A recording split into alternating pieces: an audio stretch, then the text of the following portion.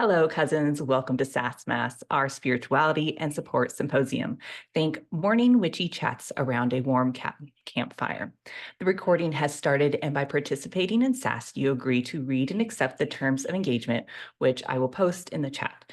We ask that you mute during the recording for clarity during the meeting and for the afterplay. We will now get started with a few announcements. Hello, witches. I got dressed. So I think start off with we had big meeting yesterday to um like finish creating the structure for the app and stuff. So what's kind of left is more tech stuff. But that is like in progress as we speak. And so any day now, we're going to be announcing that we're inviting people in. So just so y'all know, we're going to have two spaces in the app, a public space and the membership areas. And so initially it was just going to be the membership areas like for foundations and the guild. So people that maybe in the public spaces, there will probably be like people that get our newsletter. So we have a great plan for that. So that will be the first space that will open up to you after you download the app. And then it won't be too much longer until then we get the foundation stuff up and running. And the guild members will pop in there first because they are going to do like a little bit of beta testing just so we can make sure that we work out any kinks before we have everyone else come in. And so that's where we're at. It's super exciting. Um, and yeah, feel free to like ask any questions about that. So obviously, like the just so you know, when you get in there initially, that public space is very general and basic. The foundations area is going to have way more content and things like that. So just so you know, there will be a difference. But that's the way we could get y'all at least in the app the fastest and just start using it, become familiar with it. So today is June 9th. We have wrapped up our sacred space meetings for those foundations members. So now, if you have a workbook, the next part of the month, you would start to engage with the part 2 and prep for your spellcraft. For Witchwork Circle on the 21st. So if you get the broom box, you'll have your supplies. You may want to add other ingredients. Or if you don't, you'll want to start gathering those ingredients for the spellcraft. And yeah, we're continuing our lives Friday, Saturday, Sunday, Monday on Instagram and TikTok. You may notice one change is the blanket fort. Witches have just been joining in the chats in the lives. One reason for that is, well, the reason for that is the Alaska internet. So the lives you may have noticed were like really choppy, and we don't want, we want everyone to be able to enjoy and follow along with the lives. And so we decided to just give the blanket fort a rest just until Alaska can get its shit together. Basically. But we're working on things otherwise. So, but it's made a big difference. What we're doing is working. And so we're just gonna keep it like that for now. And then very soon coming up, we have Acacia, Kim, and Wit heading to Alaska to do the Midnight Sun edition of Rituals and Revelry, which is our staycation retreat. We've done one before, so this is our second one. And that's coming up. It's starting on the 14th. And if y'all want to go to that, there are still tickets available. And oh yeah, Kim will be there, but she won't be in Alaska. She will be from her virtual space. Um, and yeah, the other, I think maybe the last bit before I pass it off is convergence tickets are available for members of foundations in the guild. So if you go on the members area right now, it's right on like the homepage. Just scroll down a little, you'll see autumnal convergence. So there's a ticket price, which includes your food for the entire weekend. And then there's the lodging. So the lodging is just done separately. Um, it's, something that I look forward to every year to really see those in person. It's just a wonderful, magical experience. And yeah, I can't wait to see like what this year brings with that. So, if you have any questions about that, if you've never been before, you know where to find us. You can send us a chat right from the website, or you can just email support@brightanddark.org. I think I said everything. Over to Jemery.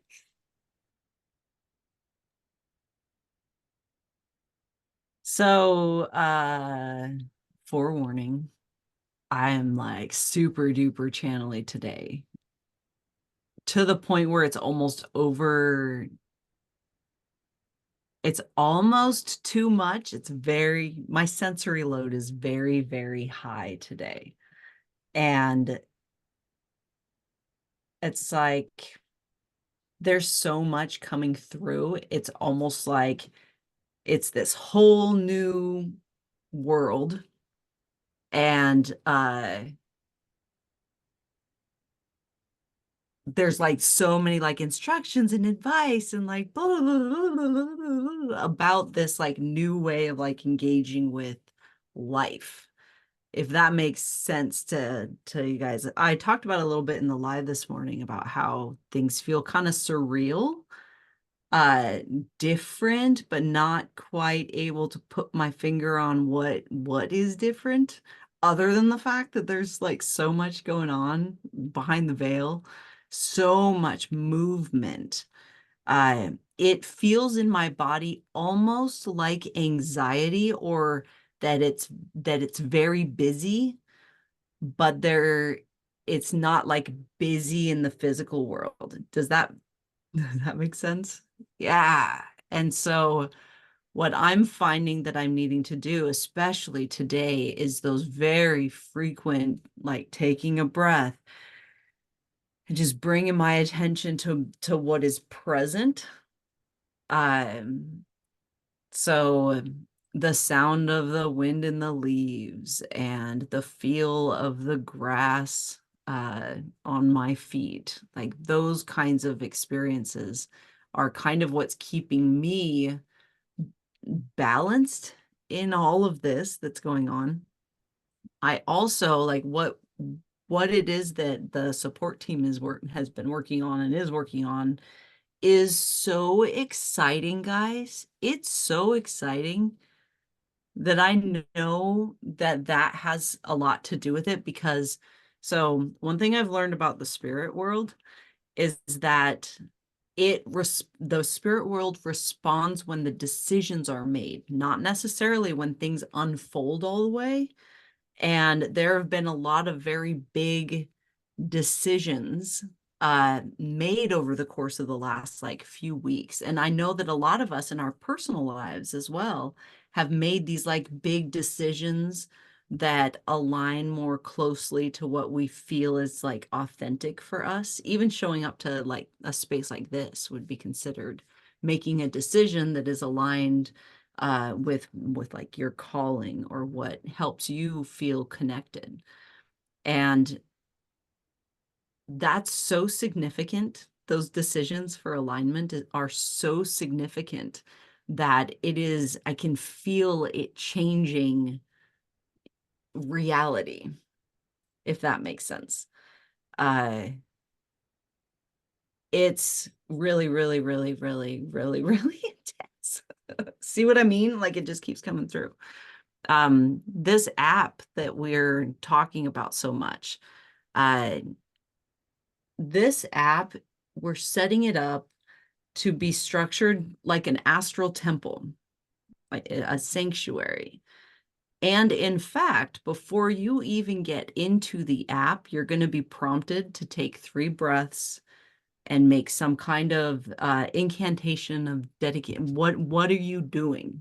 An incantation of intent before you even engage in the chat, right? Where we are creating a sanctuary for us to be able to actually engage with our magic collectively, to be able to support each other, and to be able to model what connection can look like and what community can look like. I mean, it's such a big deal, guys, that it's like blowing my mind.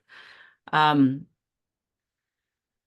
so there's that. Yeah, geez, so much going on.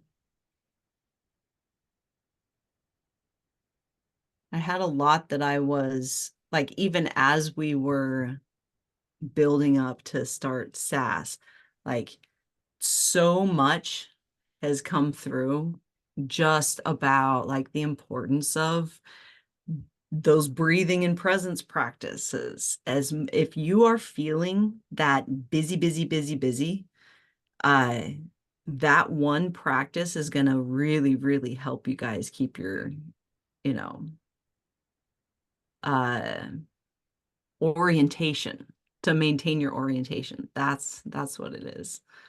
And being intentional about how you engage with your life. It's so hard. It's so hard because we're like, we got a lot going on. But every time we choose to bring our attention to the present moment and how we are engaging with things, that's going to be everything. Go ahead, Maria. Thank you. I have these eye patches on, that's why I'm shiny.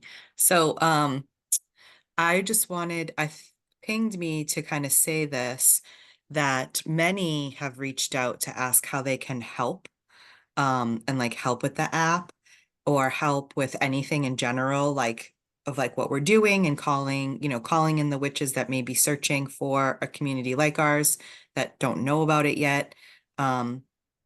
Really what is a huge help is to just engage like with our social media posts, like on our public platforms, because algorithms, and just kind of interact in that way. And then when we get in the app, for those of you that feel called, like to just interact so that people just kind of feel comfortable and we create kind of a welcoming space. But there's a lot of witches that will be really like that desperately want the community, but it's scary, to like start interacting. And so for those of you that feel comfortable doing that in like when we get in there, just sharing your experiences if you feel comfortable with it, just chatting that in that way is a bigger help than you could ever know. And so that is one way to start. So thank you.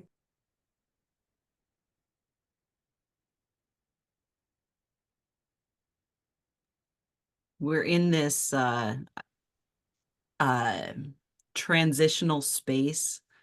Bright and dark in general is in this transitional space where like right now the way that we're structured and because of like the like business side of things, we can't take volunteers. We can't have volunteers uh doing work for Bright and Dark that could be a paid or compensated job. It's a law in Alaska. We can't do that. And that is why, because again, so many of you guys come forward and like, this is awesome. This is something that I believe in and I want to get engaged. We want you to be engaged so badly. Nothing sucks more than having to pump the brakes on a neurodivergent witch who is passionate about their calling. Nothing sucks more than that. And we are currently transitioning to be able to do that, to be able to take volunteers, for you guys to be able to be engaged in a way that is meaningful to you and that you like feel good about. But we have to adjust our legal structure in order to do that, which again, we're in the process of doing that. That's another one of those very, very exciting things. But it's a process that takes time and legal assistance and filing stuff and all of that. And once it's more crystallized, we're going to be able to talk more about it and what's going on with all of it. But for those of you that are like, I am really, really feeling called to give back to this community and to help in this work of creating these sanctuaries for neurodivergent witches to be able to find themselves and to align with their practice, and to be able to have access to support when we're doing that necessary work of shadow work, deconstruction work, decolonization work, um, and repairing our relationship with our lives and our magic. That is so important. It's so important. And it makes sense why you're called to engage with that as well. And we are creating ways for you guys to be able to do that. But like Maria said, the biggest thing that you could do right now is to engage on social media and just share, even if you comment, and as well in the app, just be yourself. Just be, right? That's it. There's going to be a point where we're going to be like, hey, we need some doers. But right now we really need beers. I don't know. Right? Yeah. So there. I'm pretty excited about Wit and Akasha coming up just a few more days. And we're not only going to be doing rituals and revelry, but we are also going to be working on gosh, I don't even know. There's several different things, but there's even talk of working on actually creating like intro videos and things like that, playing with video content ideas while we're up here, because Akasha is our tech witch. And so she's going to help me fix my shit so that it's set up to be a gen friendly, like push this button here situation, instead of this like, what is going on? Dynamic that we got going on right now. So that's awesome. And yeah, we're still on the fence of whether or not, we're totally going to be wood carving too. We're carving some Rowan wands while they're here. But they're also going to be here during my summer solstice party that I have at my house every year. I invite friends, family, neighbors over to my house, and we play games and hang out. The whole point is to raise fun and playful and the kind of energy that I want to manifest in my life. And that is community and playfulness. And last year we did a fancy dress croquet party.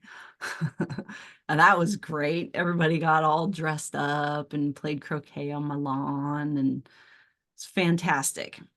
This year, we're dialing it up a notch, and we decided to have a badminton battle, but in those, the inflatable mount costumes.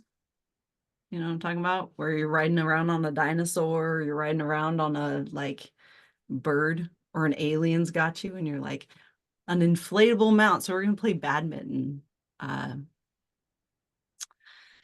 in costume in my yard. It's gonna be so great. Maggie's really excited about this, by the way. She loves a good costume party. She goes all out. But yeah, it's great. It's great. I don't know if we're going to live stream it or if we're going to just film. Either way, you guys will be able to see what's going on, because inviting you guys to join in the magic amplifies that. Do you see?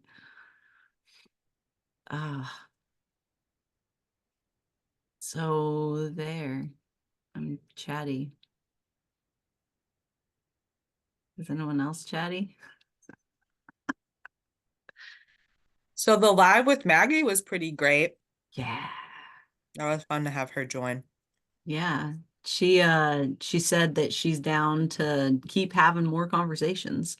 She really, really enjoyed it. It's a great way to feed an extrovert. So that's awesome.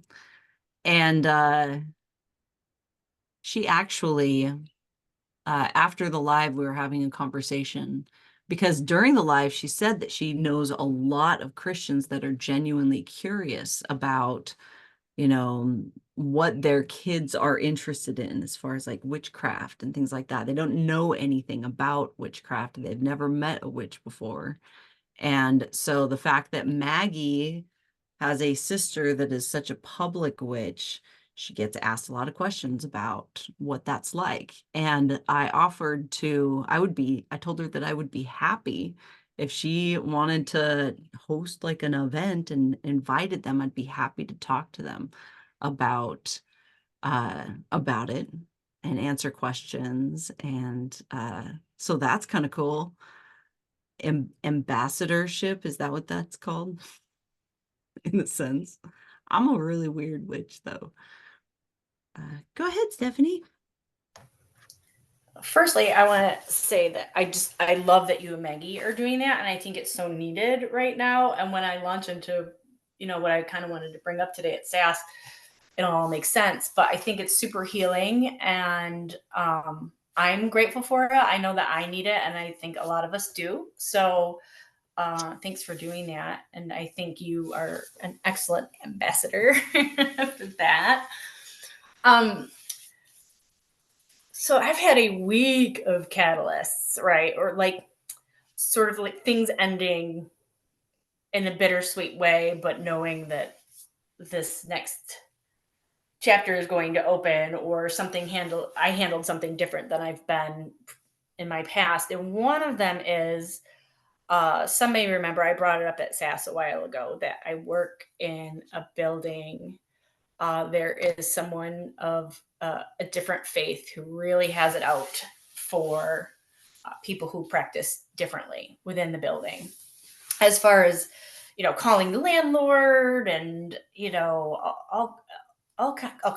cornering people in hallways and back rooms. And it's really reached a point of bullying. And I have spent 2 years, trying to be nice about it and, focus on me and all that stuff. But this week it kind of came to a head, and it was time for me to set clear boundaries and be really clear about what was going to work for me going forward and what wasn't. And that little interaction got me to thinking, at what point does love and light and rainbows become a tool for control and oppression, right? Like, because we receive this message so much, especially I feel like, even a lot in the magical community lately, especially in the social medias, that, it's all supposed to be light and love and nice and always in that way. And like I said, this catalyst just got me thinking, at what point is that conditioning that is something we should take a deeper look at? And so I don't really need advice for my personal situation here or anything. I handled it the way I did, and I'm not sorry. But I spent a long time like trying to do it one way. It wasn't working. So I would just like to hear perspectives on that, from all y'all about creating that balance between that message that we get that we're supposed to be, love and light and nice, for lack of better words, when sometimes we just want to get dark and hexy, So yeah, I welcome all perspectives. I'd love to hear them on that. And I'm not sure, a couple hands popped up, so let's see. On my screen it shows Maria that you're next. Are you next? I had a weigh-in. Renee, you had your hand up. Did you have a weigh-in or a topic change? I had some bright and dark stuff that can wait from the beginning. Yeah. Okay. So we'll get to I have a weigh-in, and then Renee, you'll be next for the next topic. So great conversation, Stephanie. And it's come up in my conversations. So it's like of course it's, aligned with like specific, like, yeah, just like you use discernment with practicing like any religion. It's like there's still a lot of deconstruction, from my opinion, that needs to happen within the witchcraft community. So even though people were all identifying as witches, most witches, from what I can tell, well, I shouldn't say, because my algorithm, I think I have it pretty much set to where the witches I am following are like give a deconstructed vibe, but there's a lot like out there that it's just interesting. Like when someone says that to me, I just honestly, I do feel a little cringy like about it, because I'm not that, but I remember coming up in the 90s when I was like really engaged in my tarot and like divination, and that's what it was all about. Like that's, love and light, and it was like Wicca, was presented. I didn't know that you could I didn't know that I could just choose to be a witch and find my own path, right? Like I didn't know that that was an option. And some people are like, what do you mean? Like, what do you mean you don't practice like the religion, of it, or and things like that. So I love having conversations with people about it. And yeah, like baneful magic is a thing, and it's for like each witch to decide how they want to interact. I think that I haven't told anyone to fuck off in a little bit of while, but I do think it a lot, like um but but I uh there was a lot that I learned from like Jen Marie, and I was actually like starting even at the first convergence, um of like kind of how interactions can go with, it's not about like love and light. For me, it's more about like neutrality, I think. And it's like, I don't, from that interaction, like, I don't need you to get me riled up. You know what I mean? And like interfere with like this shit I got going on, right? Like, I'm not like, my boundary is like, I don't need to necessarily love and light, but like, you know, also the interaction, I don't necessarily feel like I need to go in the baneful direction, but I can absolutely understand why that comes up. Because it's frustrating and it's people and it's hurtful, and you're like, why are you interfering with my life? You know? Um, and so it's almost like approaching it, like Jen Marie like approaches things with questions, like more like questions, and then it kind of like de-escalates the situation. So I think about like some of the interactions that I've seen Jen Marie have like on the social media, and when we first started, that really like shifted kind of that way. And do I always like, and nonviolent communication was a huge like thing. And do I always like do it perfectly? No. Do I get frustrated? Yes, because I'm human. Like I'm a human being, and so I'm going to. Um, and yeah, it's so highlighted and interesting, this conversation, when we're about to take an app in a public space, because there are a lot of witches that are going to come in there with the perspective of like, we're supposed to be love and light, but it's like, we're still allowed to like validate our emotions and feel our feelings. And it's still okay to like not align with people and set boundaries, so I don't know if that made any kind of sense. That's where I feel like I stand with it. Is that like when I'm in an escalated situation for someone, my goal is kind of like to eventually process the shadow work with it, where I feel neutral about it, and I'm gonna do my thing, and like, I hope, like wherever their path leads them, it leads them. Like that's that, their lessons to be learned, or wherever it takes them. Um, I don't, there's a lot of in my conditioning where I felt like I need to help people, or I have this information, so I need to share it. And I'm just a little bit more mindful about who I do that with now. You know, like with being, I know we're all intuitive on various levels, but if someone like in that interaction, and I remember when you shared that, Stephanie, and it's funny because I think about that from time to time. I think about you and like in that situation, I was like, I, you know, wonder how that's going. I think I even asked you about it not too long ago, like how that was going. And you know, when I'm met with something like that is just, I know that we're not going to come to any compromise. Like, you know, sometimes you just know it, right? And so it's like, what do you do? And like, I'm just like, for, and again, I'm probably not going to go into like love and light. I'm just going to kind of work towards neutrality, I think. I love this conversation. And when I find the button, I will call the person who is next. Roxanne, do you have a weigh in? Whit had a weigh in before me. Whit? Okay, whoever is next. Come forth, whoever is next. Ta-da, here I am. So two things. One, I think fuck off is a beautiful boundary.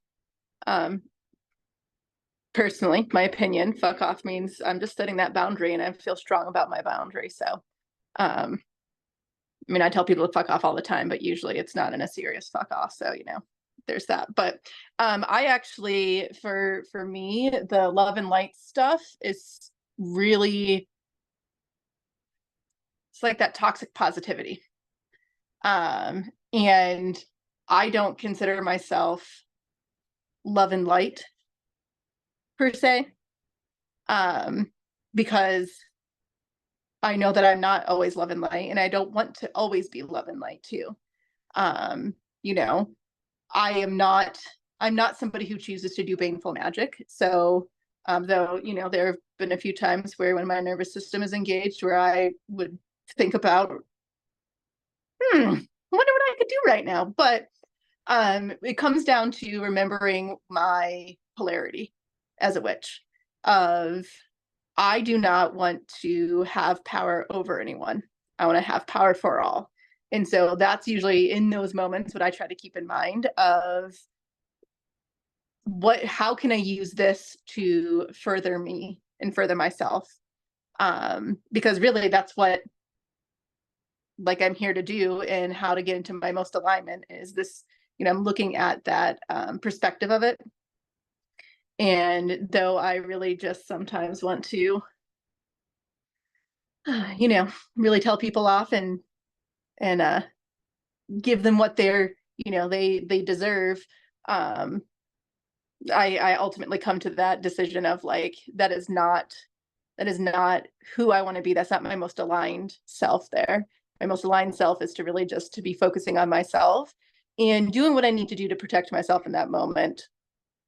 Not necessarily magically, because I don't think there's anything magically that could be done to me, but you know, if I'm worried about a job or coworkers or things like that, like doing what I need to do to keep myself and my loved ones safe. So, but yeah, the light and love stuff, it really, I'm still deconstructing a little bit around it, because it's one of those that I have such like a strong feeling against of,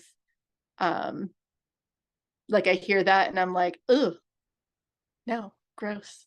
So there's still some stuff there that I could like probably work on, that I'll be working through still, but I really enjoy having conversations of where, like, you know, witches are not always, you know, baneful or, you know, black and white and that kind of stuff, you know, it's not one size fit all kind of thing. So, all right. And I just completely ran out of oomph there. So, now I think it is Roxanne's turn. All right, it's yours. Okay, goodbye. All right, bye. So I kept going back and forth about raising my hand, my perspective on it and everything. And of course, what Maria and Whit definitely aligns with like what I was thinking. So kind of piggying back off of theirs, the whole love and light movement, which is very much to me related to spiritual bypassing, when most people are talking about it, not everyone, but there's definitely like, it is kind of like, ugh, love and light, kind of triggering in some areas of my body where I'm just like, where is that coming up? Okay, what do I need to process? All that fun stuff that we learn through doing shadow work and everything else. And it does come to very much of finding out what your boundaries are with the interactions, with the thought of, that physical safety. Like, what do you need to implement to help you within that, if that's something that's coming up? More on like the witchy side and everything, and baneful magic and all that, it definitely comes to more of a personal practice. And definitely, I know at some point in time, I have considered that as well, as like, I'm so tired of this situation. Like, let's just get them out of my life. Like, I'm done. I want this like magical boundary so that I don't have to communicate with them anymore. But I come back to that. I'm like, but how does that serve me? Like, how does that serve my experience going forward? What way can I approach this from a different way, in a way that it serves me to learn from it, to grow from the experience? And in that, going through that growth, I can be that model for them.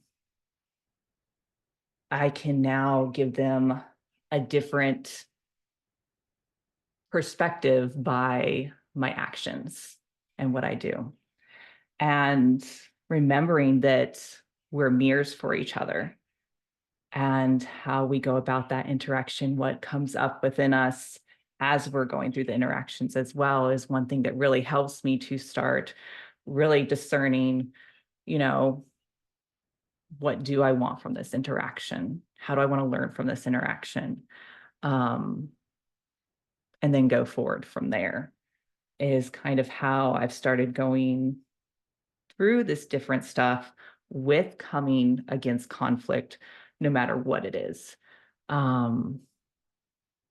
So yeah, that's kind of, there's something else. Nope, it's gone. So Ezra, did you have a weigh-in? Okay. Yes. I like this. This actually keeps coming up, especially this month for me. I kind of set aside like anger to work with it specifically recently. And the thing that ended up kind of coming up was something I've been studying that's like hearts therapy, like internal family systems. And so I've been kind of holding that while you guys were speaking. I think you guys covered like the nonviolent communication, like path to like, you could, if you wanted to, connect with this person. They seem like that there may be it seems like there is probably fear in doing that and anger in doing that, because they're not presenting themselves as like a safe person to connect with, right? You could do that. You also don't like owe anyone that connection, like other than maybe yourself. But again, if that's not something you're looking to do, then I think something that Love and Light like misses is like love and dark. Like some people don't call it love, but love and dark is like a big, like it's integrating what I would call like, or what not I would call, but like there's firefighters. Those are the people, that's like your initial reaction, and anything that distracts from like darker feelings like fear, guilt, shame, grief, anything like that. And so anger is a firefighter. It's like an initial reaction. Sometimes I will pass something, I will pass like, what I was gonna say like a business that I know is, you know, donates money to causes that are that I don't prefer. Um, and I'll just go like I'll just like real quick, I'll just like get that, like I'll feel that anger and I'll just flip it off. And then I'll like let myself go through that and get it out in like a physical way. And, you know, saying fuck you is a physical way to get that out. That's one physical way to do that. Flipping someone off is also another physical way to do that. And then now that I have allowed myself to express that anger in a way that is safe for me and isn't going to escalate the situation, like that's why I, you know, don't do that in person. I also had a traffic situation where I flipped someone off and then they followed me to the light to tell me not to do that. Like, like that's it. Like I thought that I was going to be more violent than that, but then she was just like, "Hey, I know I fucked up, but you didn't have to do that." And I was like, "Wow, you really didn't like being flipped off." Anyway, so to me, I've been trying to integrate those anger responses and like not see them as just like this dark thing that I shouldn't be doing, right? Like I shouldn't be cursing, I shouldn't be flipping someone off, I shouldn't be, you know, all these shoulds about like what is like good behavior, right? And then I can, once that initial like spark of like, oh, I've got to get this out because I'm just like, my firefighter in my head is trying to protect me from whatever this situation is, then I can say, okay, what, now that I've settled down, now that I've like had that somatic response that I needed, what am I exiling beneath that anger response? Like, what is that anger response covering up? And there's the exile, which is the fear, guilt, shame. And if I was in that situation, I think a lot of, you know, first of all, this is like a neighbor, you said, right? That was the situation. I'm sorry. Another renter in the building where I rent space. Okay, cool. Like, but you know, like that would be, you know, ideally a neighbor, like if they were a, you know, person that you could actually get along with, somebody that you could live next to, somebody that you could have a connection to. And so I feel that way with like my next door neighbor, who ultimately is pretty nice to our family, but who like flies a giant Trump flag, like a giant Trump flag, like right out there, right? And so I have grief about like the relationship that I could have with that person. I have fear over what that person like might secretly think about me, you know, and what they might vote for against, you know, me, that kind of thing, and people I love and that kind of thing. And so I'm able to now interact with those feelings because I didn't push away the like banefulness, like the literally cursing at someone, like that kind of stuff. So I feel like those things are very like I'm working on loving that part of myself too.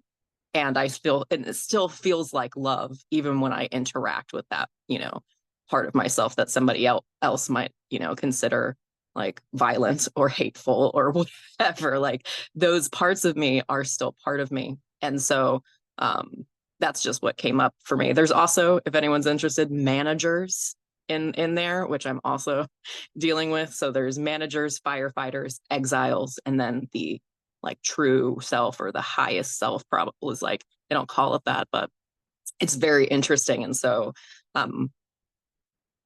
that's just what came up when I really like that conversation, and figuring out ways to express that anger and not bottling it up is like a practice that I'm very much, you know, like that's a real emotion that's there, and we gotta like work with it. So I mean, you don't gotta, I'm not gonna should you, but like you could work with it and it might help. All right, let's see. I think Maria had or wait, no, Jen Marie, sorry.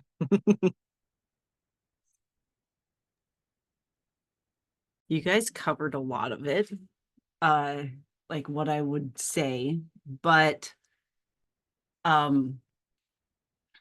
get accused of being love and light all the fucking time. all the time there's that assumption that I approach things from that like positive thing, even though like very clearly bright and dark is like all of my shit. But people just don't understand that, especially when they witness my connection-based practice, because a lot of different reasons, but how I engage in dynamics like that.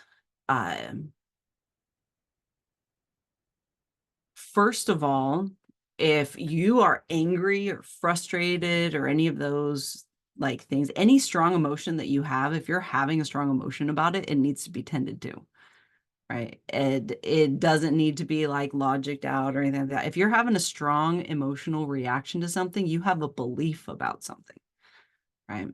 And sometimes it is the belief that you have to engage with their reality or agree with their reality, right?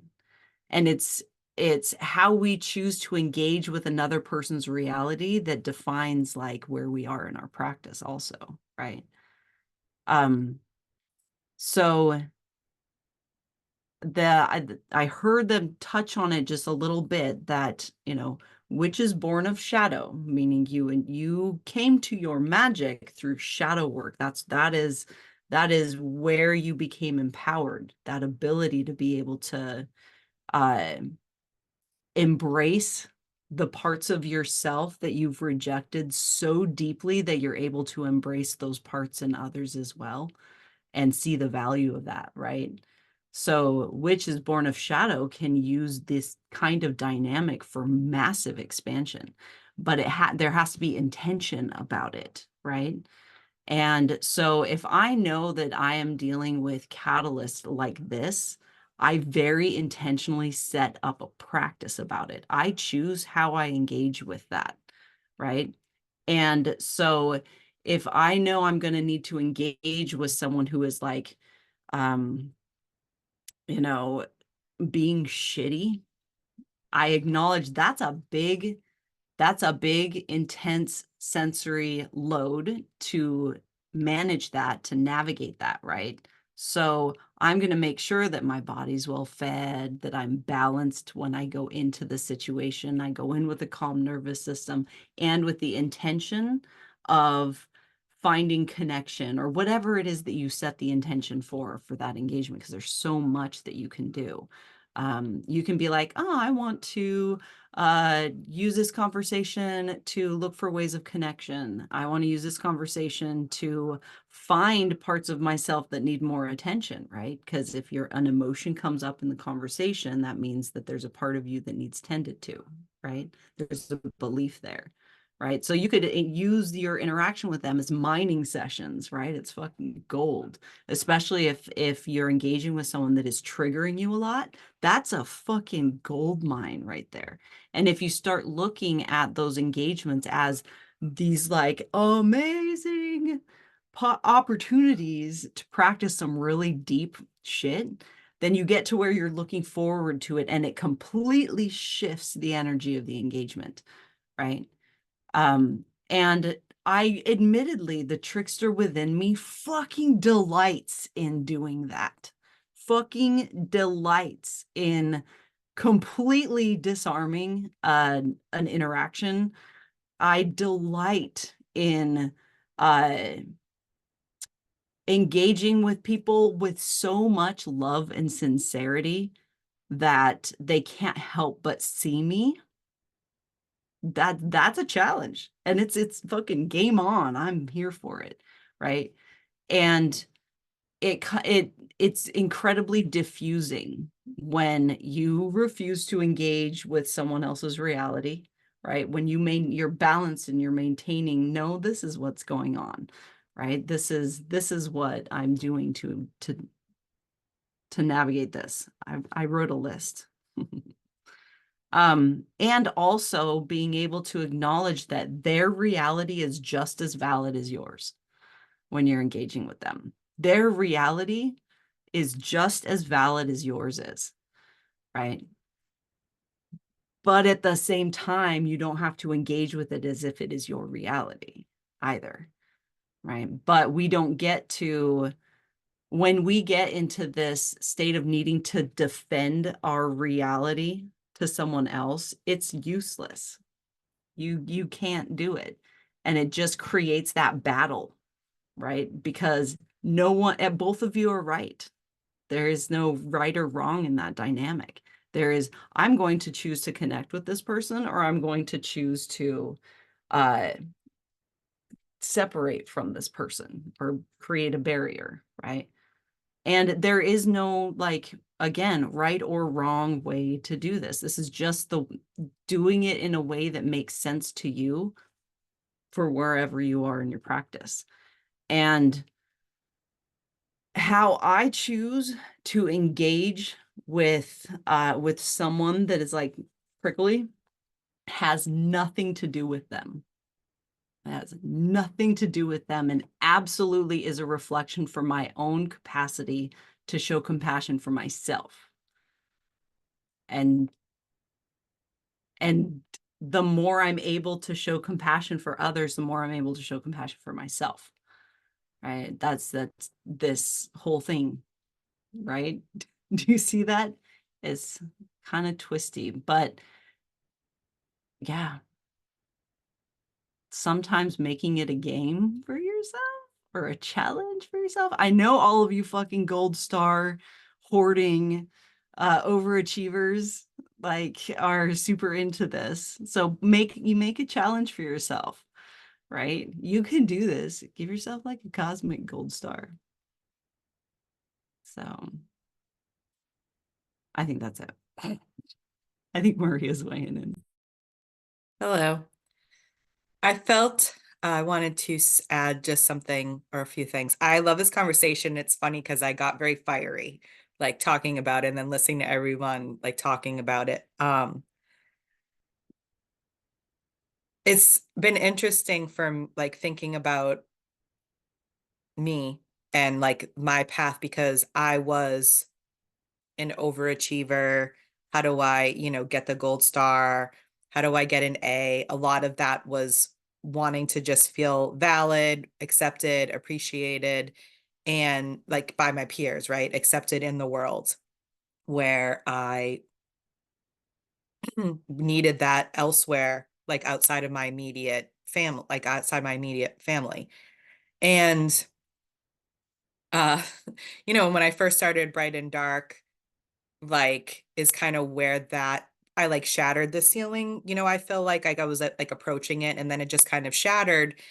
And what I want to say about that is just in regarding like to the witchcraft and the different like practices, because the way that I'm practicing is not following any tradition, and it's been very intuitive, with the people that I've chosen maybe as mentors or just information seekers, people I choose that I feel like information aligns and that I choose to kind of listen to. And I only say that because if I had seen their TikTok and I aligned and Jen Marie was like love and light, I would probably, like, I don't know, maybe I'd be doing that, right? Because I would have done what I know, what I would have thought I knew, what I thought was the right way to do it, what I thought was the way to do it, right? And so like I would have done that because I was like, well, I want to be a witch. I want to do that. So sure, this is what we do? Okay. But I now like coming from that place where I've deconstructed that and I so strongly can follow my own. And I don't and I can confidently like do that. And that took time and practice, patience, compassion. And so, but years ago, if you had said that this is the way, I would have probably done that. I don't know for how long, I don't know how it would have worked out, right? And so I just mentioned that because it's like some of this, right? People don't know there's another way till you know there's another way. And me not following any tradition is fucking hysterical to me. I think it's so funny. I think it's hysterical from the way that I used to interact in the world, where I was like, what are the rules? Tell me what they are, because I will follow them exactly and I will get 100. I even asked Jen Marie to send me the books on what we were doing so I could read them. And she laughed at me very nicely and compassionately, but did laugh and was like, they don't exist. And I was like, what? They don't exist? And so this whole journey about like finding my own way has been the best thing that's ever happened to me. And but again, like do I get a little cringy with things? Yes, but I also recognize that you only know what you know, right? Like you only know what you know. And if you haven't been like exposed or introduced to other things, you don't know. You don't know that that's an option. And at the end of the day, we all want like belonging and community, right? Like I feel, right? And so I get that. And people, there's also like just a lot of this information gap, right? Where like there's a fair near me that's called like the White Witch. And I'm like, why are you fucking calling it that? Like, what are we still doing this? What, like light and dark, like associate, like this? I'm like, what is going on? Okay, so it's just like, I understand like witches, we're out, like there's still a huge underground witchcraft community, of course, right? But I didn't come up in that. I'm coming up now in it, right? So we're here on the Zoom, like doing the thing. We're going out there into a public community space talking about witchcraft. So that's like where that's where I am, where I'm existing in this space. And I understand there's like this belonging or this sense of like honoring your ancestors and tradition. And so you kind of do what they did because you feel like the sense you have to like represent them or honor them. And I get that too. And I get how strong that feeling can be. And so I understand that, but I also feel like these people, Stephanie, and I don't know for sure, but like these people that are like holding on to the patriarchy with all of their might and holding on to like their Christianity because they're afraid and they think we're work of the devil or whatever the fuck they think. I do feel I believe that there is a sense that they must feel in some capacity that that's crumbling. I don't know when it will completely dissolve. I don't know when because it's still prevalent. Like we're in the fucking thick of it, like about to go into this whole political thing, right? Like if you're following that. So I just feel that's my own like perception is that there must be like this feeling that like it's crumbling. So like every part of them is like holding on to, right? Like this. And in that, I find compassion. I feel bad. This is just coming from me. I feel bad that someone has to tell you what to do, right? Because I hate people telling me what to do. Okay. I hate it more than anything. I don't like it. I will rebel. I rebel. And it depends on how you're coming at me with it. I don't mean to say like, I don't like feedback. I love constructive criticism. Call me out on my bullshit 100 days, all the time. But don't come at me with your patriarchal, bullshit. I don't like it. And I get mad. But how I like respond to it, I notice just like it makes a big difference. And if I come at it with like this anger and this fighting, like nothing will get accomplished.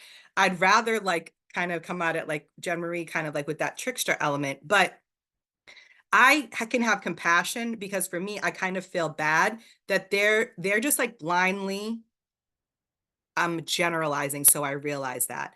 But some people are just kind of blindly like following someone on the internet telling them, how to be a good Christian and or follow the patriarchy, and they're like doing that. And it's like hurtful. And then I often like think about, well, like, what are the rules? Like, what are my rules like for life? And by that, I'm more talking about like morality, like like like meaning like I'm not gonna like commit murder or like these things like that I feel like should be like these common kind of moral codes that we all follow. And I just mentioned that because I think about this a lot and kind of like what are kind of these common threads. Anyhow, that's a side note, but maybe I've reached my time, maybe. So the other part, Stephanie, is like there's that emotional part of it, of like this person, the interaction and the feelings part of it. But then there's like is she coming at you with like legal? Is there safety things, because then it's like you have to act, right? Like there's that part of it is just like you deserve and have every right to be in that space just as much as she does. And it's like, so there's that response. And what we're mostly talking about is like maybe your shadow work piece of it, of like what's coming up for you. But then there's that very real thing where like you have to do something if your safety is being threatened, or if she's trying to get you kicked out, like that's bullshit. And then you have to like respond, like with legal action, whatever else, So I understand there's that part of it too. Oh, the other thing, yeah, and I just wanted to echo what Jen Marie said, because it's just important to me that to wherever you're at in your practice or your religion, whatever you're choosing is aligned for you, like that I'm accepting like of that. Like there's nothing wrong.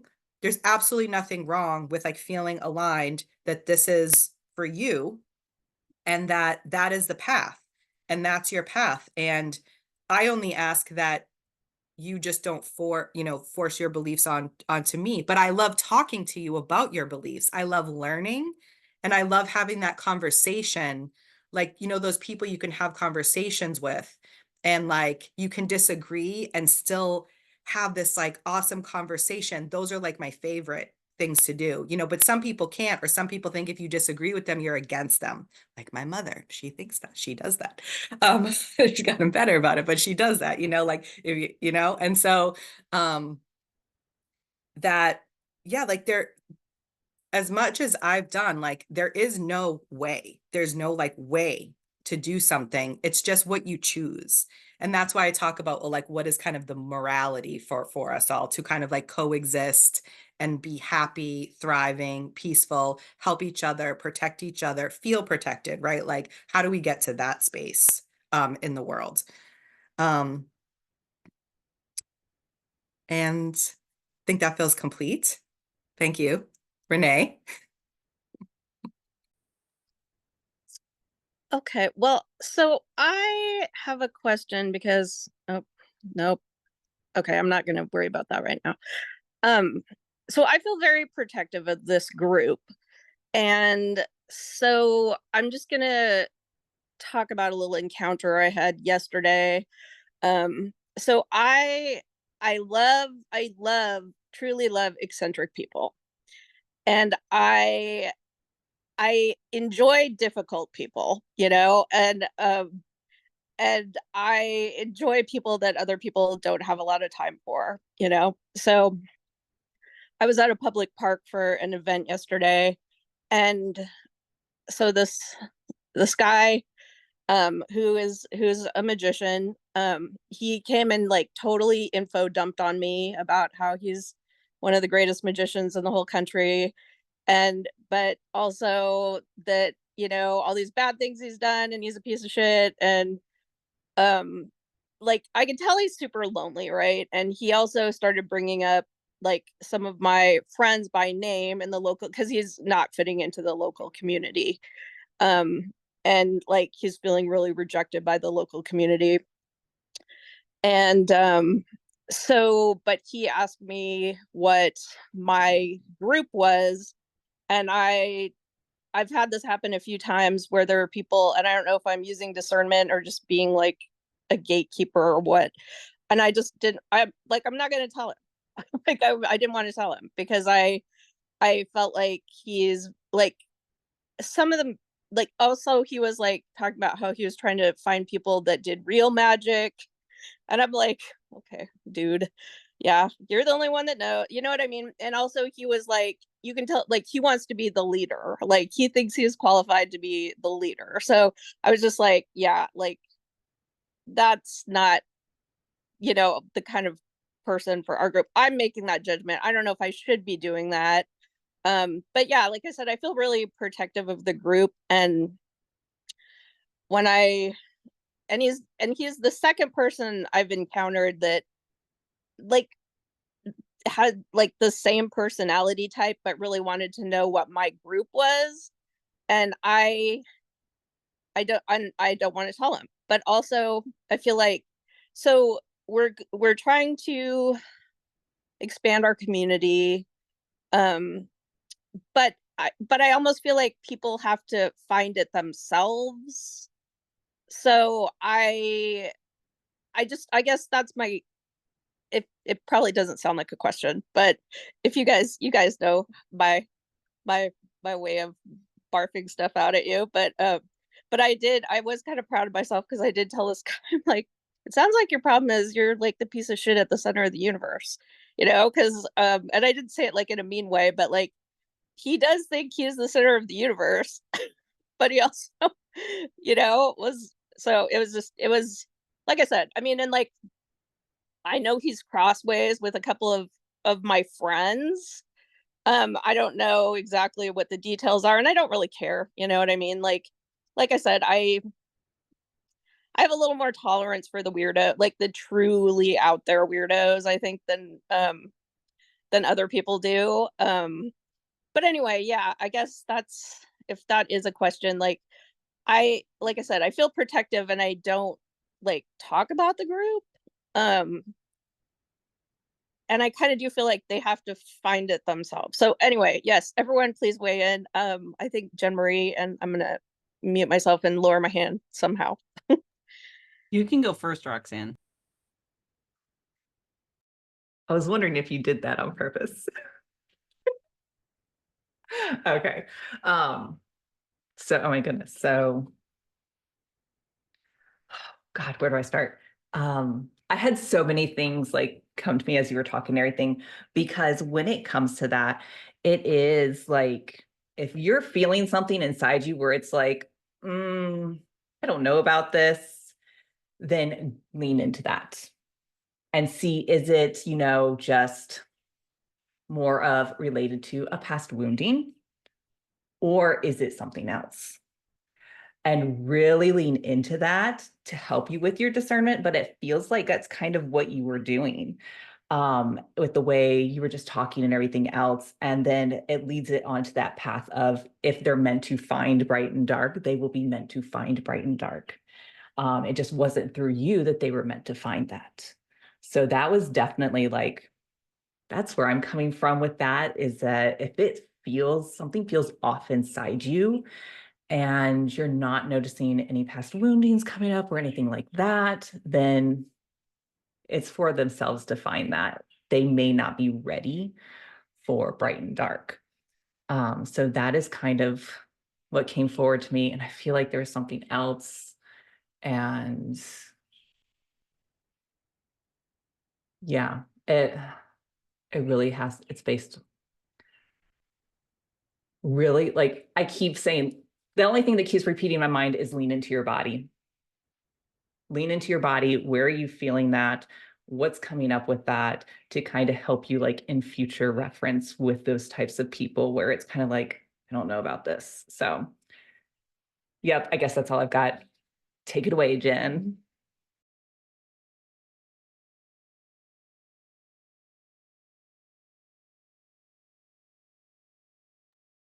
First of all, I'm going to unmute myself.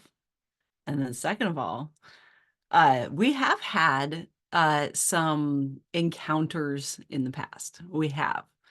And we've had just enough encounters in the past to create really fucking awesome filters, like really, really great filters for those that are not ready for this work, right?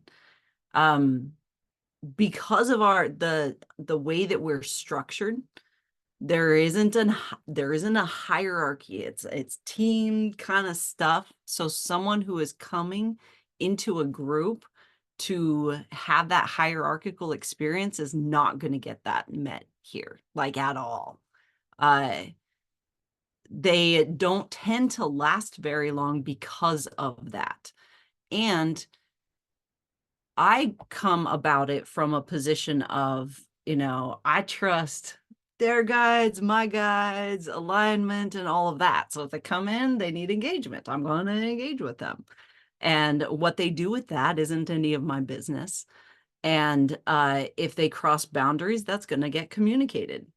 And there's like very clear boundaries about engagement within, you know, the spaces that we like facilitate, that makes it to where, again, those people that are in that, a place that isn't aligned with being held accountable, being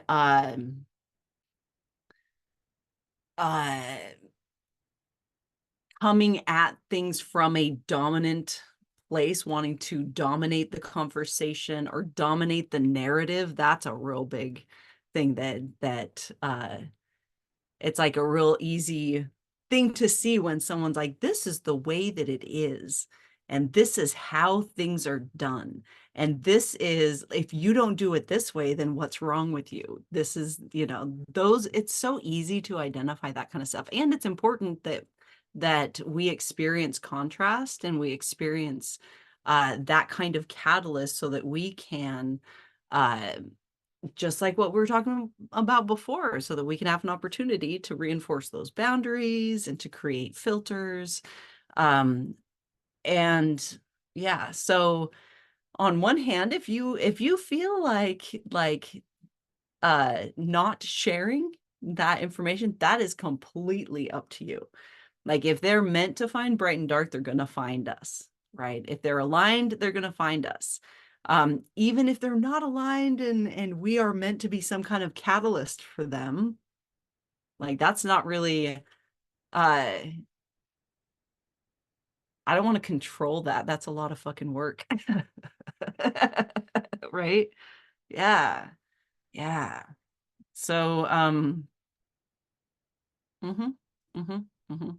I was gonna say, you know, this guy was telling me all these different things he's initiated in and all this stuff, and yeah, he was like trying to like tell me how things are done, and I was like, yeah, we don't really do that way, you know. Like it was very, you could tell, dominion. And he also was telling me about all these psychic battles he's having with people and showing me like he's covered in like like sigil tattoos he's done himself for protection. He just kept talking about protection, and I was just like, yeah, like I could just see someone, you know, when you, like, the mental image I have is, you know, you talk about like us wiping our feet at the door. I could just see him walk in with muddy boots and start jumping on the sofa, you know, like um it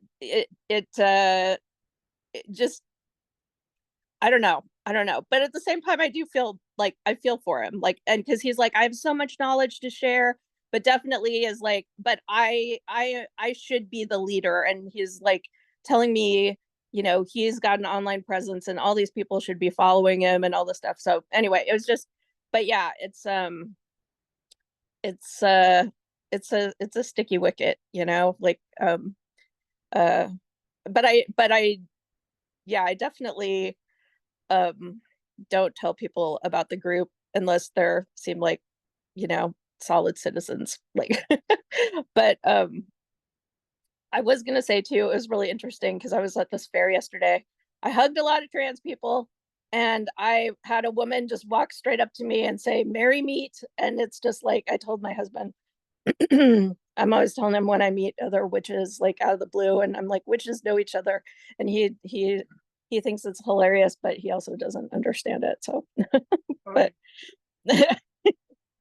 so okay, I think that's gonna wrap up my little bit here.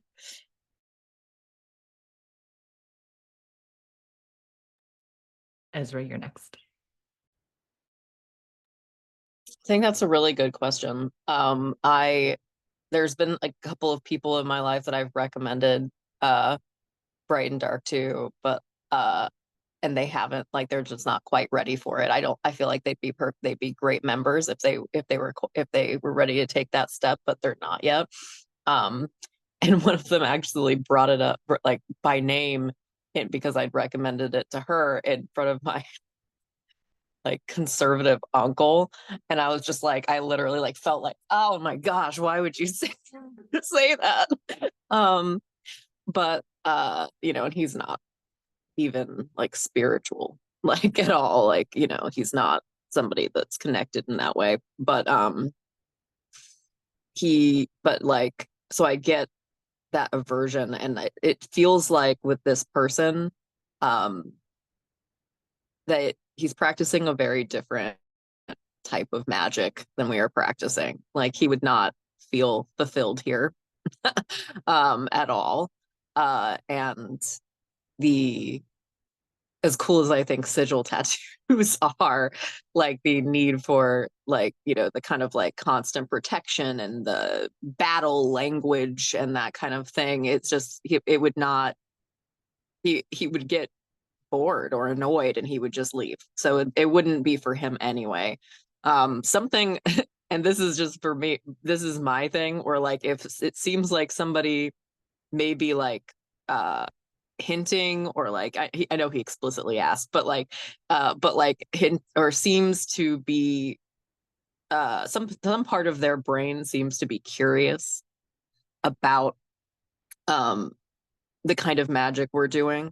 To me, I recommend nonviolent communication first, because that is like the filter through which you can make connections. And so you can't even really, like, if you already have connectiveness, like you can do connective based magic, right? But like it sounds like he's somebody that is making a lot of disconnections in the community, and he's really frustrated about that.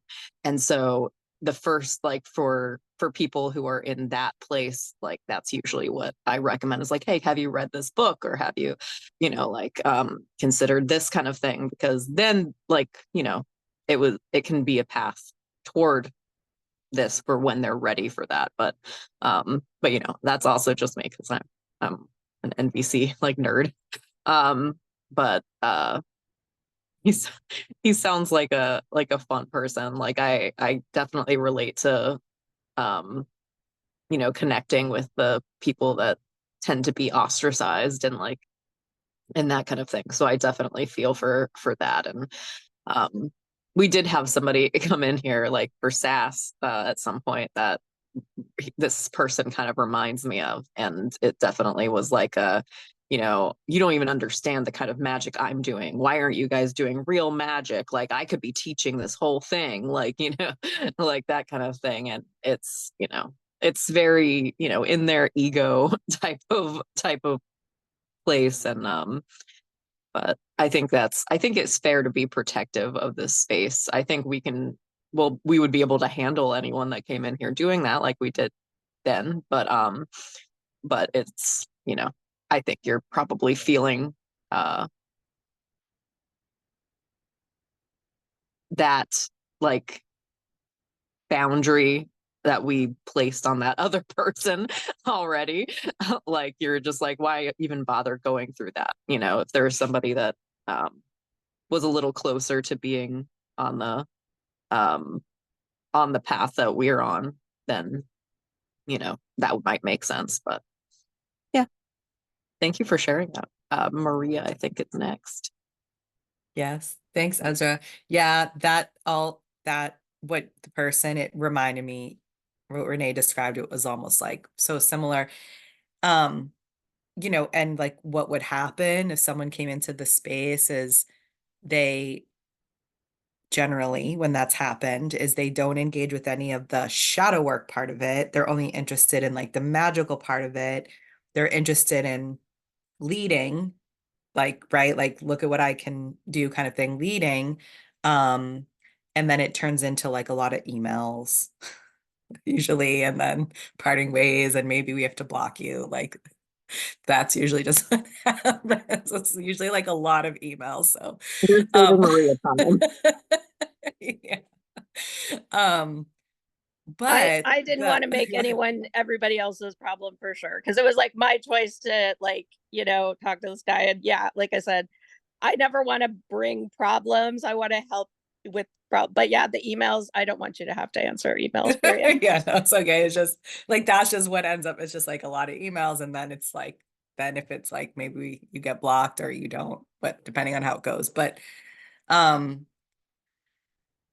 that's we've gone we've gone through, like, because of that and some other things, like, we have kind of tried to, um, sort through that, like, the best we can with, like, coming from the approach that we kind of have.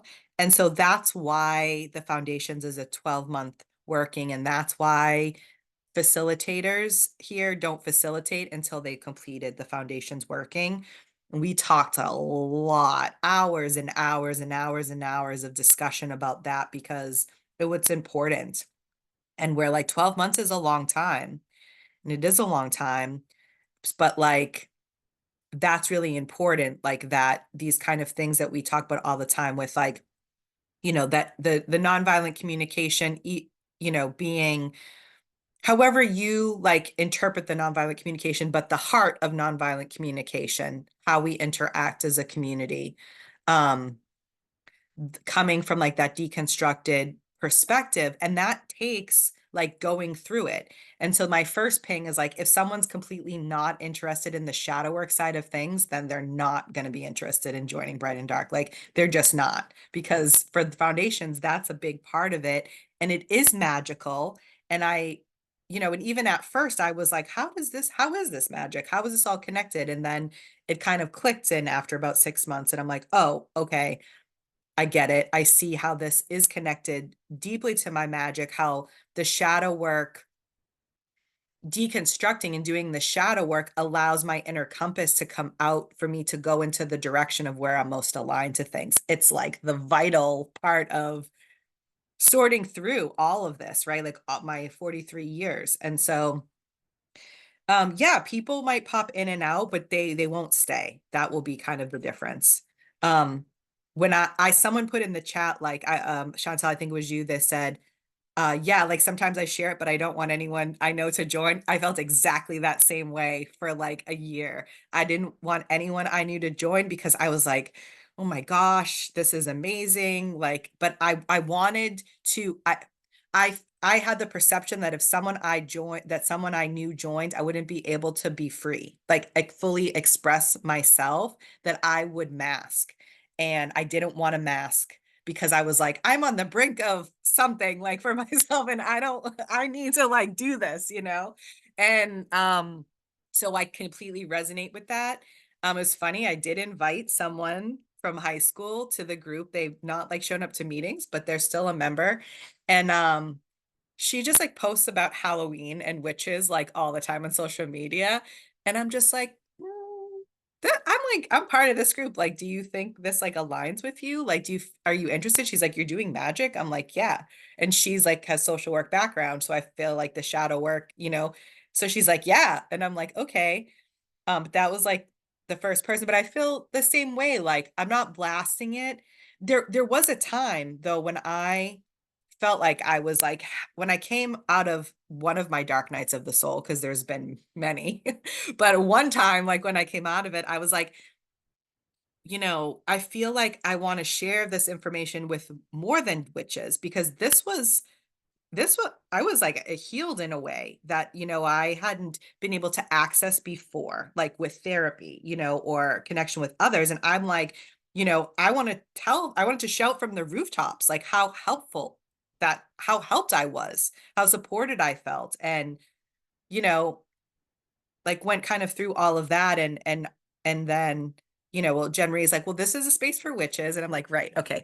But like there's just like, you go through that, you find something that's helpful and you want to tell other people because it's helpful, and people are hurting, and you want them to, you want them, if you felt help, you want to share that. And so that's totally understandable. So the way I handle it is just right. Like if I get a ping or I feel like the way someone is talking or acting, and it's not like in a gatekeeping way, I'm just like, oh, I think you might like this, but anyways, but it is, yeah, it's interesting, that process. I feel like we go through, we haven't really talked about that, like as a community, like how we share with other people, and, so yeah. So Roxanne. Okay. I actually raised my hand because I know I'm gonna probably mess up your name. Is it Satawi? You put way in on the comments. Yes. Satawi.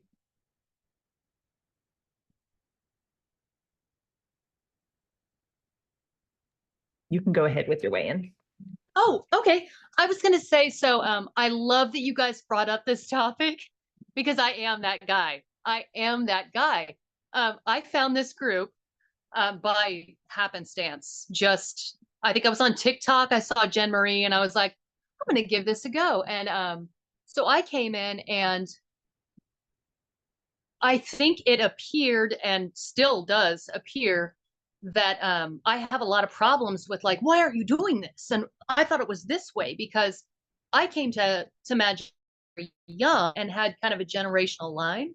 And so there were a lot of things that I really expected. And when I got into the group, things weren't happening the way that I knew them to be, you know, from my own past. And I would get really passionate about, like, but if you don't have this, then it'll all fall apart. Like, what's gonna happen? And I think sometimes it can come across as a little bit aggressive and a little bit kind of pissy. And that's not at all what I mean, but it has opened me so much to really understand what just that word witch means to so many different people and how they come to this and what they're searching for. And it has been such an eye opener just to be around people that came to this very same thing with very similar ideas of what they need from it, in such different ways. And I felt like with this conversation coming out, I couldn't not say anything because I totally have been the guy in the muddy boots. I execute things very poorly when they mean something to me. So but with Maria, there's a lot of typing, a lot of emailing back and forth about, like, why isn't this happening and everything. So um sometimes finding this group and maybe not thinking you're fit for it or ready for it or even understand it completely, can get you to a point where you're sort of in the same place as all these other people. You just get to view it differently. It really changes your perspective on things, and it helps you see how much bigger this subject really is than just this little teeny bit that you were taught. And I really appreciate that. So I just wanted to poke in and let everybody know that I was the weirdo. I make it weird sometimes, but I really appreciate all of you. Thank you. I'm so happy that you came and shared. And like, from my perspective, like the process that you're going through, I recognize as a deconstruction process, like not as anything related to the gentleman Renee described. Like I don't even put you even in the same room at all.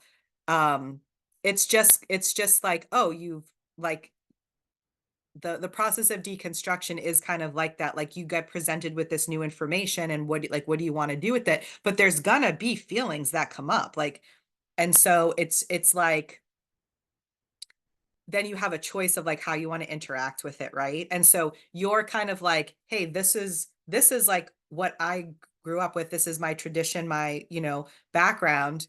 And like that is what it is, right? Like that's where you came from.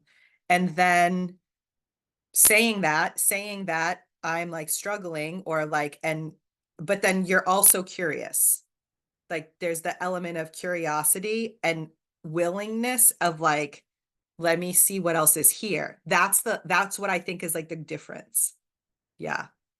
And I love having you in this space. And you've only like, I think it's been almost like less than a month. And I feel like there's already been like, like these, when we tend to do this kind of work in the community, like it gets escalated for some reason, like magnified or like just faster, like things happen so much faster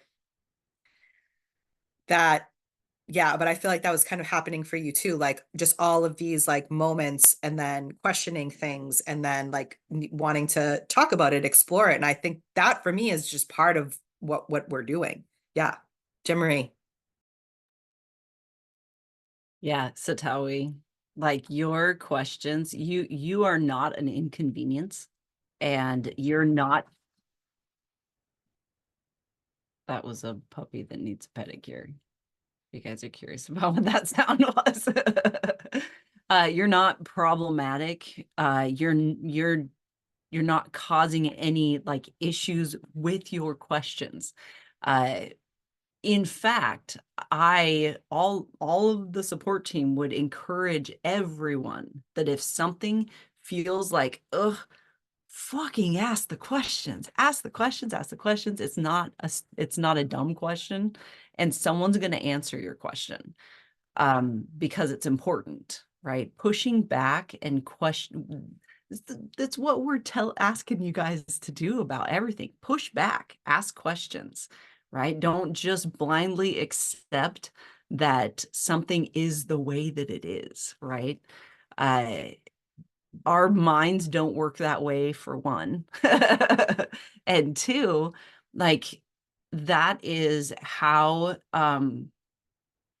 I frequently say that a big red flag for any like mentor type of situation is when the pushback is not well received. When you push back and you are rejected for that pushback, that's a big red flag, like big red flag. And so that's the whole thing. Yeah. And this is a process. And those that come in, right? So like Maria said, hours and hours and hours and hours and hours of conversation about how facilitators, like how does someone get to the support team? How does someone become a facilitator at Bright and Dark? Because we have so many magical practitioners with lots of experience in the magical world and lots of very great information to share, but they haven't done the deconstruction part. They haven't done this part. And so anything they teach is going to still be from that lens, right? So we got to, number one, got to get them to be able to see themselves clearly, but also, oh geez, I just totally derailed my train of thought. That's fun. It just like plopped right off of like wherever it was going. Oh, the other thing, very, very important, is that all of us have the same requirements. Same requirements. Not even my mama. My mama can't even come up in here and teach a workshop about anything until she has done foundations. No one gets special treatment. Nobody. And part of foundations is you are learning among your cousins as an equal. You're not coming into this space thinking that you are better than those that you are called to serve, right?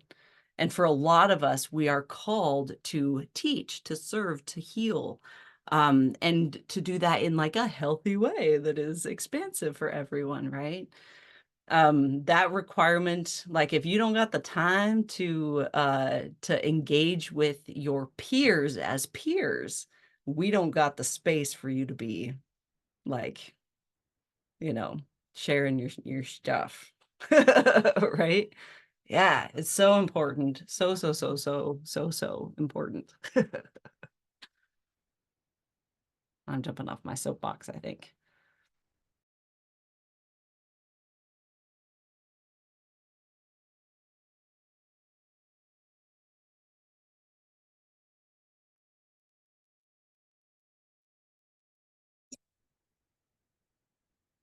I'll go ahead and say that I'm really glad that you shared that, Satawi.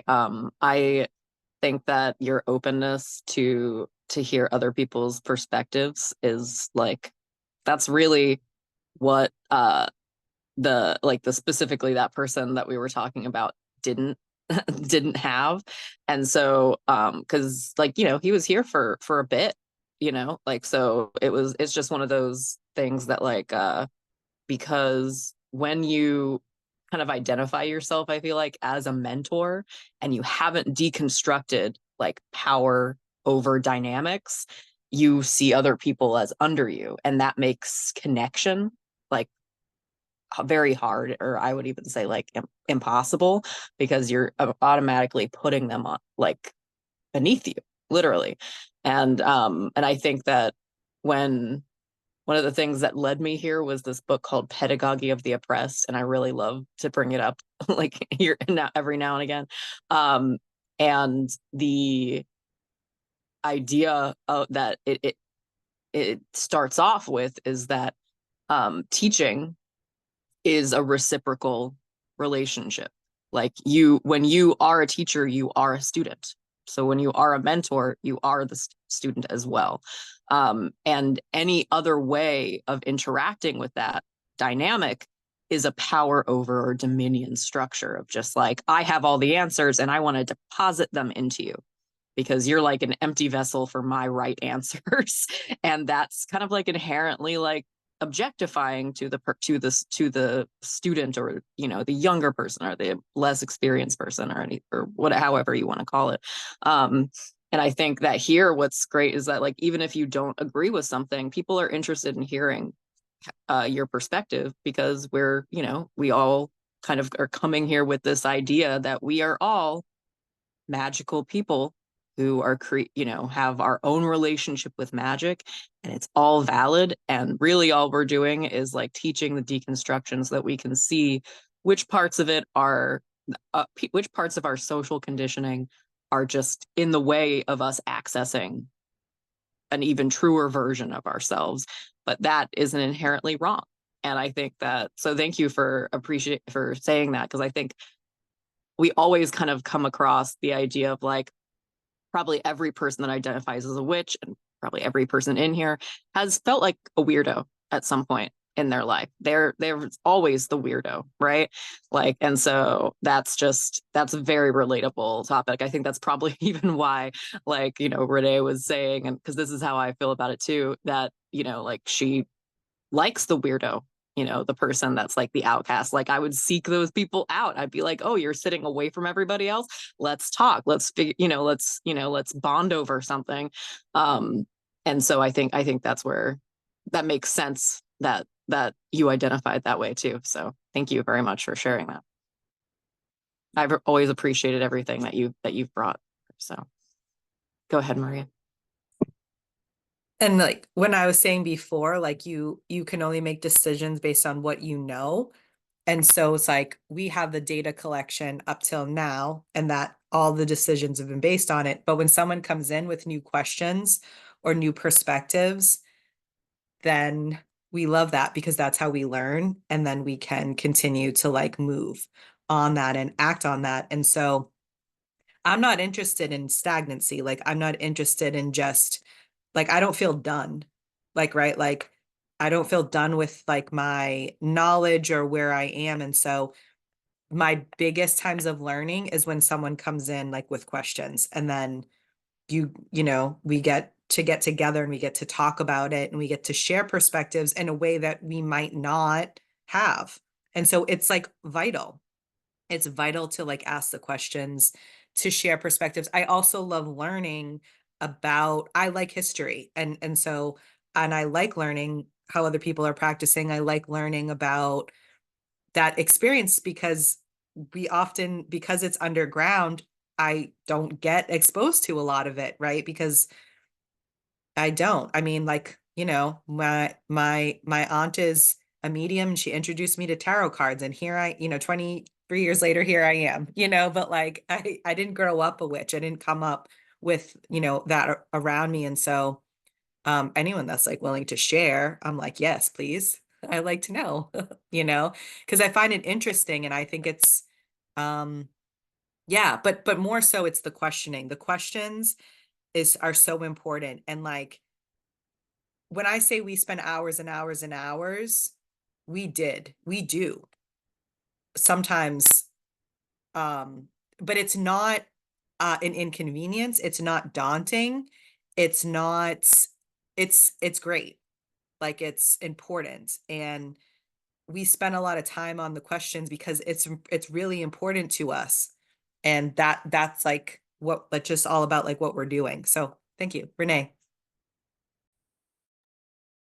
I was gonna say one of the things I really appreciate about this group is that there's no like hard and fast rules, because I have encountered several magical practitioners around my local community that are like, this is how you do it. you know? And I think because I joined this group first, I was like, nah, like, I don't think so, you know? And so I feel very empowered by this being my first group to like resist kind of people that I don't know if they necessarily want to. I mean, I think people genuinely want to like teach and share and everything, but they're very rigid in how they've been taught, and so they try and teach that way. Um, but I do love that this group gives me the power to just go, nah, yeah, I don't think so. Like that's not really my thing, you know. And that's just what I wanted to say. I appreciate everybody. I'm happy to be here. I want to say, I feel like a lot of people that have entered too have come from religious trauma. And so there's that. And I feel like there's a good amount of people that have come from like a Christian background, you know, here and like deconstructing that, but that there is religious trauma. And so like in the importance of spaces like this, where, like I said, some people from here may choose to enter into a religion in witchcraft, and that they feel that that's their path. But it's important for us to not, because people are deconstructing from religious trauma and they're not interested in entering into another religion, you know, because they're working through a lot of stuff. And so like I feel like spaces like this are vital so that you can have community and a learning space, and like, you know, the what we do here, the magical practice along with the shadow work piece of it. So thank you. I don't know, Jemery or Roxanne, one of you are next. I am just giving a check-in on time that we have a little over 10 minutes. So I'm just doing that as mod. And Jen, take it away. Okay, words are hard. I had it, but then it just like went in a weird like way. The older we get, like as a community, the more flat we get as far as like where you can go to for resources and stuff. And that is a very confusing thing for a lot of people that come in, because most people that come in because they saw me on a video. And because of our Dominion-based social conditioning, there's an assumption that I am a leader and that I am in charge of like or dominating the narrative in some way. And so a lot of people think that they need to come directly to me to have like conversations about things, where like the truth is at this point, and it's getting more and more so, is that you could go to anyone like in the guild and get the same answers. You don't have to get not necessarily the same answers, but just as valuable an answer, because of like where they are in their practice. They're going to be able to share from that same place. And that's again going to be even more and more so. A lot of magical groups are hierarchical. There is like high priest, high priestess, or like some kind of person that is in charge or responsible for making sure the magic happens, that the groups gather, right? Very essentially, that is like the role. And when we started this, that is kind of what I was doing, but have flattened it out because of where we're wanting to be and wanting to get to. And though I talk about that I am an initiated high priestess, I have gone through all the dedicated decades of my life to that kind of training, but there is no high priestess role at Bright and Dark. That's not that's the training that I have, but that's not a role here. So, and that distinction has been really muddy and confusing, and we've all been trying to figure it out. I'm trying to figure it out and everything, but it's really important that that's something that is communicated, and we're going to get better at communicating that. But and the reason that it's so important that this stay flat is so that we break those culty like ideas that all the information needs to come from like the top down, and there's this like whole dynamic, and that I'm the only source of information or the only reliable source of information, or even that the information that I have is more valuable than other like members of the guild. So or even anyone, any witch person, like it just goes bigger and bigger. But yeah, so that's the other the thing that we get a lot of is that a lot of times the people that are wanting to come in and dominate, they'll go for me, like trying to be like, Jen's unstable, or Jen's trying to do this. And we have gotten to the point that it's like funny. The support team's like, yeah, we know she's unstable. Like, we get it. It's cool. It's a good thing she's not our leader.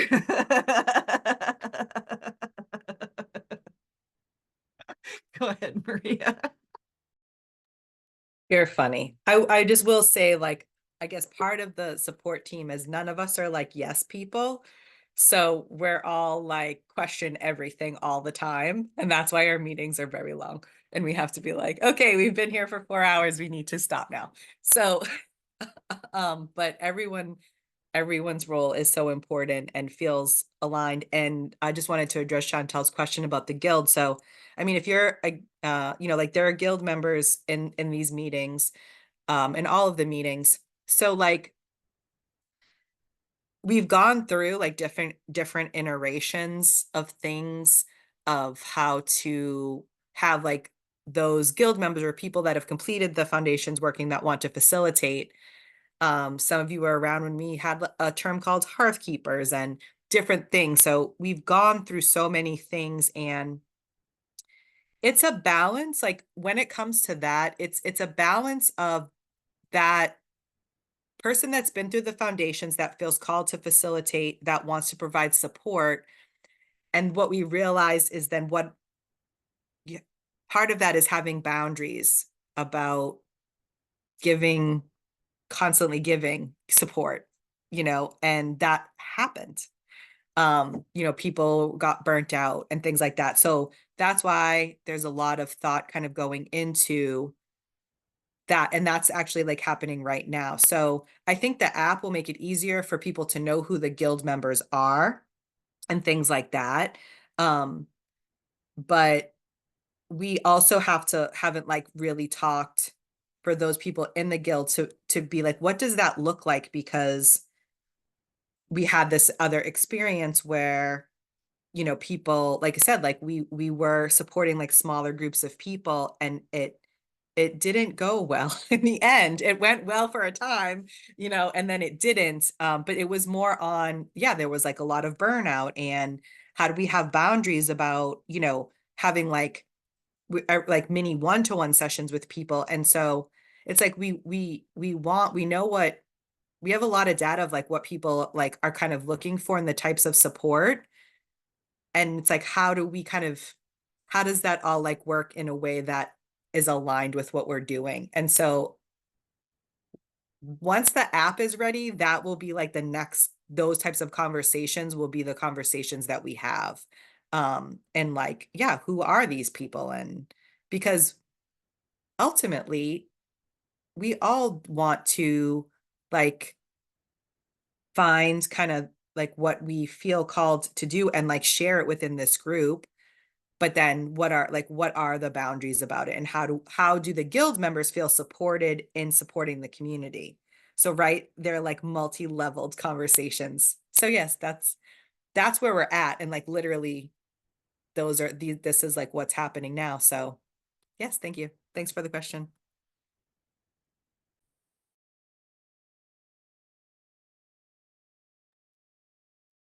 So I just had a thought as Maria was talking and stuff.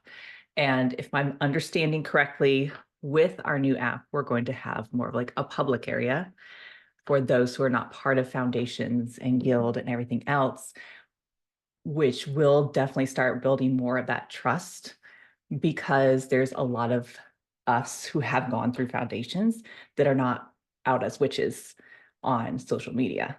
So that's another thing that will really help with having the app and people to be able to come on there and having a safe place to talk more about their experiences and everything else and help others.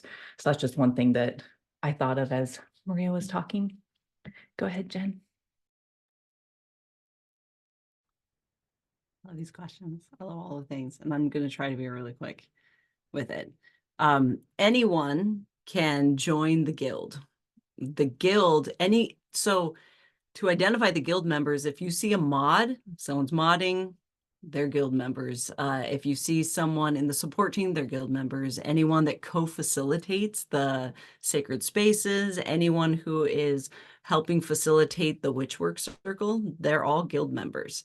And what we do in the guild is transition from foundations, where we're learning a lot of this like introspective work and learning how to do shadow work and repairing our relationship with our intuition and those kinds of things. And in the guild, we actually practice engaging with our magic, the different facets of how we connect as magical practitioners. So like we'll spend a whole month on the role of your attention, or the role that attention plays in your magic. And there's, you know, altar workings that they do. There's different spellcraft ingredients that they are researching, and they just dive deeper into their practice, as well as getting the training on how to hold space for others without getting like deeply engaged and taking on their own stuff, and how to have those healthy boundaries with regards to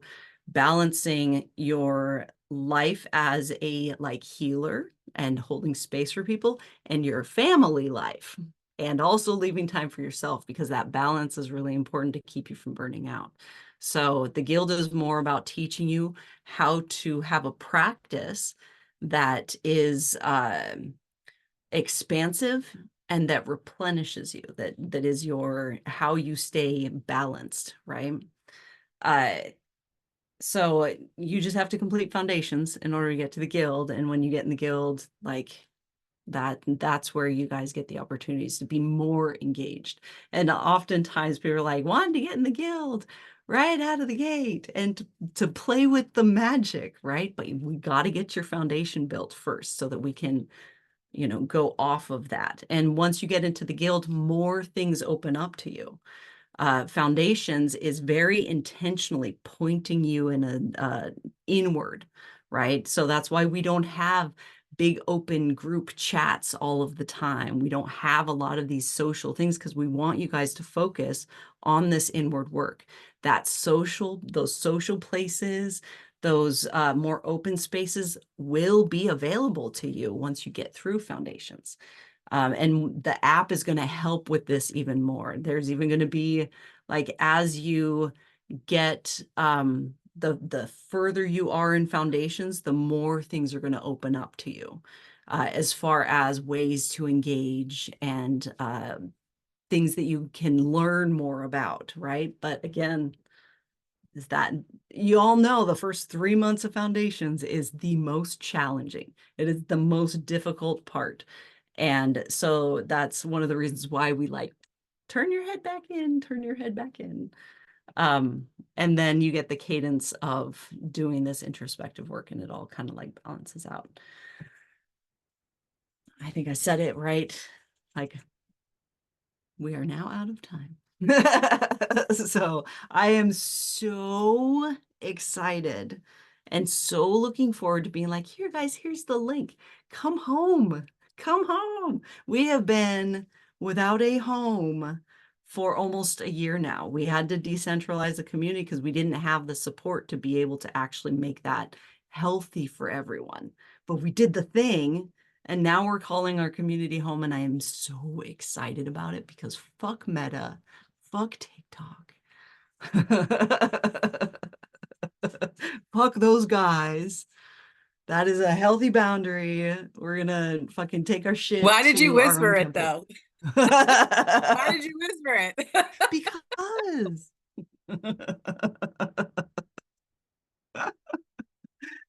All right, guys. Thank you for hanging out with us. Happy SASS. And here we go. I'll see you guys in the morning at the live. Bye.